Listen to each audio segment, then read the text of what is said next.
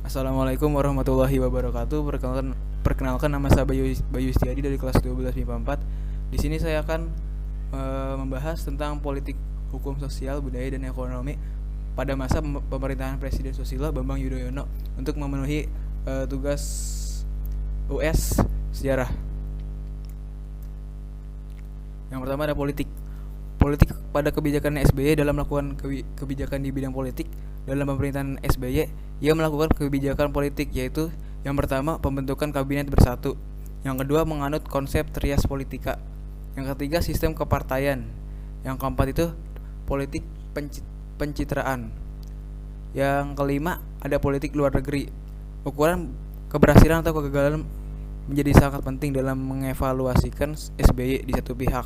Kedudukan SBY memiliki legitimasi dan kredibilitas yang cukup tinggi. Di pihak lain, SBY telah berupaya merealisasikan sebagian janji-janji dalam ketahanan dan keamanan pemerintahan SBY. Keberhasilannya itu yaitu keberanian menyeret sebagian koruptor-koruptor, baik penjabat pemerintah di daerah maupun di pusat, terhadap lembaga legislatif dan eksekutif telah dilakukan. Lalu ada hukum. Pemerintahan SBY dapat membangkitkan semangat dan solidaritas kemanusiaan sampai tingkat internasional untuk memberikan bantuan bagi para korban bencana. Yang selanjutnya ada hukum. Pemerintahan SBY dapat membangkitkan semangat dan solidaritas kemanusiaan sampai tingkat internasional untuk memberikan bantuan bagi para korban bencana. Selain penggunaan instrumen hukum untuk menanggulangi bencana alam melalui Undang-Undang Nomor 24 Tahun 2007, pemberantasan terorisme yang sampai saat ini berlangsung bisa jadi merupakan salah satu kelebihan pemerintahan SBY yang seolah tidak kenal kompromi terhadap para pelaku terorisme. Hal ini juga didukung oleh latar belakang SBY dari jajaran militer, usaha pemberantasan korupsi dengan KPK. Selanjutnya ada sosial. Perkembangan sosial Presiden SBY berhasil meredam berbagai konflik di Ambon, Sampit dan juga di Aceh. Pada masa pemerintahan ini, kehidupan masyarakat mulai menuju kepada kehidupan individualis yang mengutamakan kepentingan individu. Hal ini dapat dilihat dengan kurangnya sosialisasi antara warga di perkotaan. Arus urbanisasi juga semakin marak, namun pemerintah tidak lagi mencanangkan transmigrasi. Di pemerintahan SBY juga telah dibuat undang-undang mengenai pornografi dan porno aksi. Namun usaha ini tidak disertai dengan penegakan hukum yang baik sehingga tidak terrealisasi meski konflik ini terjadi di beberapa daerah telah diredam. Namun kembali muncul berbagai konflik lagi seperti di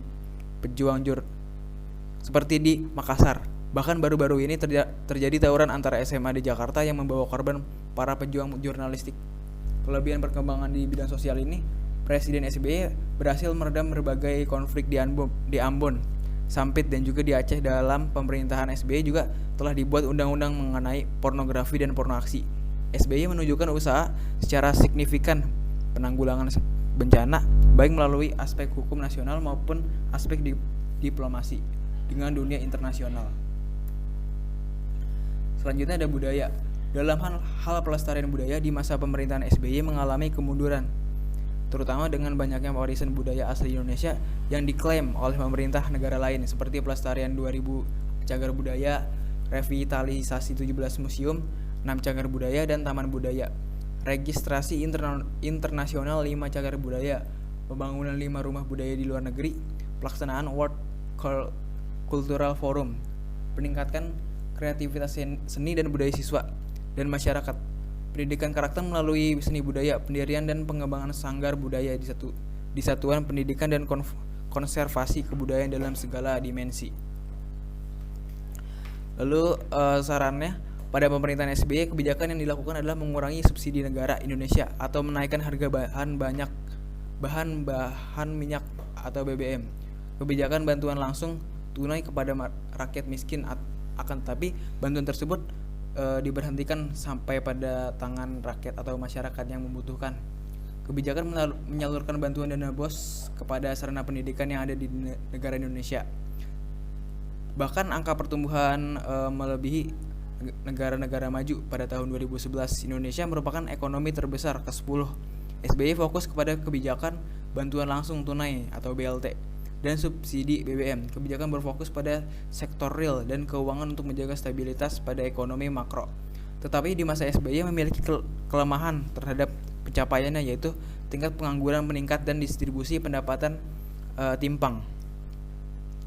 Nah, jadi kesimpulan dari video ini adalah ada masa pemerintahan Susilo Bambang Yudhoyono terjadi banyak perkembangan di berbagai bidang, seperti pada bidang politik, sosial, ekonomi, dan pertahanan dan keamanan. Perkembangan dalam beberapa bidang membuat rakyat memiliki kepercayaan penuh pada Susilo Bambang Yudhoyono, bahkan bisa memenangkan pemilu dalam 2 periode. Hal itu membuktikan bahwa rakyat percaya Susilo Bambang Yudhoyono dapat memimpin negara Indonesia dengan keinginan dan impian rakyat Indonesia. Di masa pemerintahan Susilo Bambang Yudhoyono, musyawarah mufakat lebih diutamakan, sehingga pengambilan keputusan terkesan lambat. Meskipun begitu, musyawarah mufakat untuk kepentingan bersama demokrasi di masa pemerintahan SBY sudah terwujud dibandingkan pada masa sebelumnya menjadi lebih baik. Oke, sekian dari saya, kurang lebih mohon maaf. Wassalamualaikum warahmatullahi wabarakatuh.